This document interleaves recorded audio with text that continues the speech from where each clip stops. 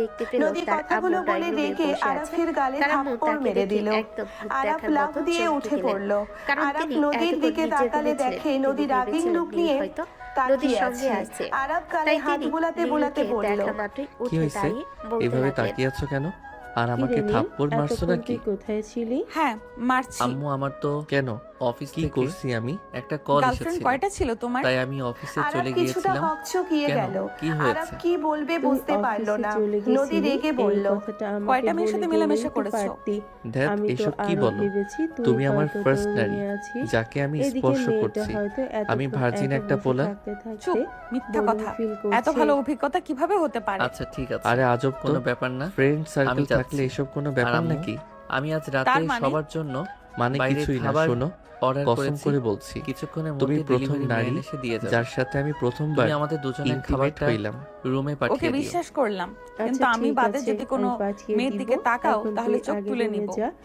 আরাফ নদীকে টান দিয়ে বুকের সাথে জড়িয়ে নিয়ে কপালে চুমু দিয়ে বলল, দূর ও মা, পাগলি, এ তো এত দেখছি সুন্দর আমার বউ চাইতে থাকতে তোমাদের আবার দরদ অন্য বেশি নারীর উতলে দিকে পড়ছে। তাকাতে যাব কোন দেখো, দুঃখে? বউটা তো আমার, কথাগুলো মাথায় দরদটা থাকলেও বেশি চলবে। হওয়া যাও আমার গোসল দরকার। করে আসো। দেখ, আগে তোমাকে একটু আদর করে নেই। তাহলে কিন্তু জি না, পায়ের নিচে আমি হাঁটতে আবারও পারছি দুইটা না। দেব। তোর এসেছে আদর যখনই করতে, এত দরদ এবার মারবো ধরে বুঝতে যদি পারছে, আমাকে নিজের দিকে তাহলে আকর্ষণ এখন করার চেষ্টা বাইরে করো। ছিলি কেন? নতুন ওকে, বউকে বিয়ে করে ব্যথা করছে, এনেছিস, আসো কিস করে এখন দেই। তো তোর ওকে আরাফ সময় পেটের দেয়া দিকে কিস প্রয়োজন। করতে যাবে, সাথে নীল সাথে তখন নদী তার ধাক্কা আম্মুর দিয়ে কথায় সরিয়ে কোনো দিয়ে উত্তর না দিয়ে লজ্জা মুচকি পেয়ে হাসতে বলল, হাসতে রুমের ভিতর চলে দূর গেল। ফাজিল। এইদিকে নদী নদী কথাগুলো বলে ড্রেসিং টেবিলের সামনে দাঁড়িয়ে এটা দেখা হেয়ার মাত্রই ড্রায়ার খাট করতে থেকে নদী লাগলো। দাঁড়ালো। আর এটা আরাফ দেখে উঠে নদীর নীল পিছনে একটু দাঁড়ালো। নদী গম্ভীর আয়নার গলায় ভেতরে নদীকে আরাফকে বলতে দেখতে থাকলো। লাগলো।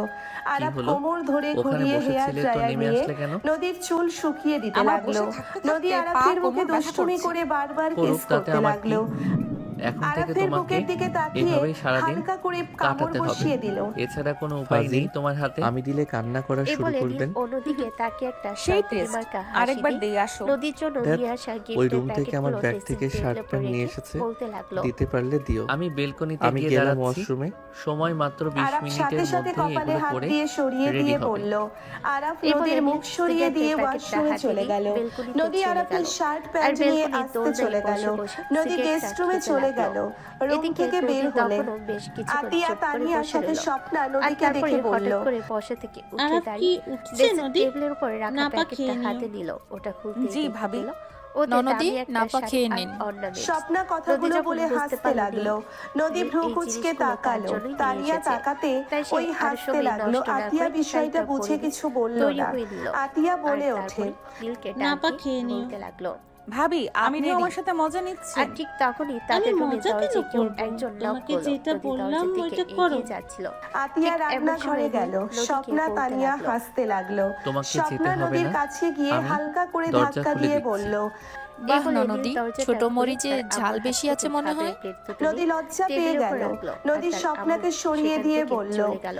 দূর নীল ভাবি, খাবারের আপনি প্লেটটা জীবনেও হাতে ভালো নিয়ে হবেন নদীর না। সামনে এসে থাকেন, দাঁড়ালো ওকে আর এসব দিয়ে বলতে আসি। লাগলো, ওকে চলো, যাও। নদী তোমাকে চলে নিজের গেল। হাতে তানিয়া খাইয়ে বলে দেবো। উঠলো, এত আদিক্ষেতা দেখাতে যাক, হবে না।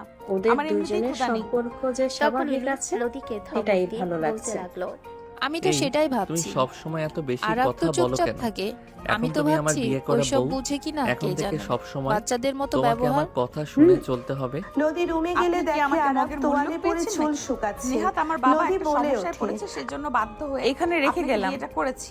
ওয়েট, পড়িয়ে কিন্তু দাও। তার মানে এই নয় যে না, আমি আপনার খালি কথা মতন দুষ্টুমি চলবো। মাথার ভেতরে আর আপনি আমাকে খায় তাই না ঘোরাতে আরাফ পারবেন। হাসি দিয়ে বলল, তুমি আমার কথাই সুন্দরী বউ ঘুরতে ঘরে বাধ্য। থাকলে কার বা ময়না দুষ্টামি পাখি, বুদ্ধি মাথায় আসবে না বুঝলে তো? শুনি? তোমার বাবার কাছে সরো, আমি বিশাল এসব কিছু অঙ্কের হবে একটা না। টাকা পাই। নিচে যাব। তুমি যদি আমার কথা ব্যথায় মতো হাঁটা না যাচ্ছে চলো, না। তোমার বাবাকে Sorry. সেই টাকাটা আমাকে হইছে, থাকেন ফেরত যাই। দিতে হবে। নদী নীলের চলে এই গেল। কথা শুনে আরাফ নদী শার্ট প্যান্ট মুহূর্তের পরে মধ্যেই নিল। চুপ হয়ে গেল। আরাফ কারণ রেডি নীল হয়ে যা নিচে বলেছে গেল। একদম ঠিক আরাফকে কথাই দেখে বলেছে। সবাই তাকিয়ে নদী আছে। যদি নীলের আরাফের কথা মতো আম্মু না বলল, চলে তাহলে নীল যা আরাফ, বলেছে কোথায় হয়তো তাই যাচ্ছিস করবে। নাকি? আর যদি হুম, নীল সেটাই করে বাসায় যাব। তাহলে নদীর বাবাকে খারাপ কি অবস্থার বাসায় যাবে মানে? পড়ে যেতে নদীর হবে। কথা শুনে তাই আরাফ সে ঘড়ি চুপ ঠিক করে করতে বসে করতে রইল। বলল, তখনই নীল খাবারটা তুমি চাইলে মাখিয়ে আমাদের নিল বাসায় এক আসতে লোকমা পারো। খাবার আমি নদীর যেতে দিকে পারি তুলে মানে? হলো, কিন্তু ওই নদী তোমার তখনও মুখ বন্ধ করে কি আছে। মতলব বলো তো? তখনই কি নীল মতলব ধমক থাকবে? দিয়ে নদীকে তুমি তো বলতে আমাকে লাগলো, সহ্য করতে পারছো কি না, হলো, মুখ তাই খুলছো না চলে কেন? যাই।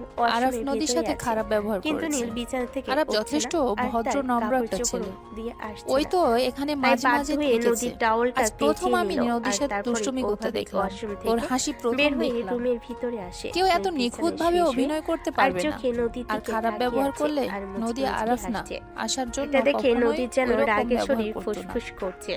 সে কোনো না, কিছু বলতে তারপরও পারছে না আমি আর নদীর সহ্য থেকে করতে জানতে চাই। পারছে না। নদী হ্যাঁ, আলমারিতে গিয়ে নদী কোনো মামুনি, কাপড় পেল তুমি না, সত্যিটা তখনই সে বলো। রাগান্বিত দৃষ্টিতে আমি তাহলে নীলের দিকে আরাফের সাথে তাকিয়ে কথা বলতে বলবো। লাগলো, আমার ব্যাপার, মনে এখানে হয় তো এক না সেটও জামা ওই কাপড় নেই। তোমার সাথে তাহলে খারাপ এখন আমি ব্যবহার করবো করছে। কি? কারণ সেটা আমার আমি কি ছেলে করে রাগী জানি? আছে। তুমি তো যত তোমাদের রাগ বাড়ি ওর থেকে বোনের আসার সাথে সময় খাটায়, তোমার আমার জন্য সাথেও এক দেখায় সেটও না। জামা কাপড় নিয়ে আসনি। যত রাগ আমি যেটা অভিমান এনে সব দিয়েছি আতিয়ার সাথে। ওটাই তো অনেক বেশি। তাই মনে হয় না তোমার সাথে আমি কি খারাপ এখন ব্যবহার এভাবেই দাঁড়িয়ে করছে। থাকবো নাকি?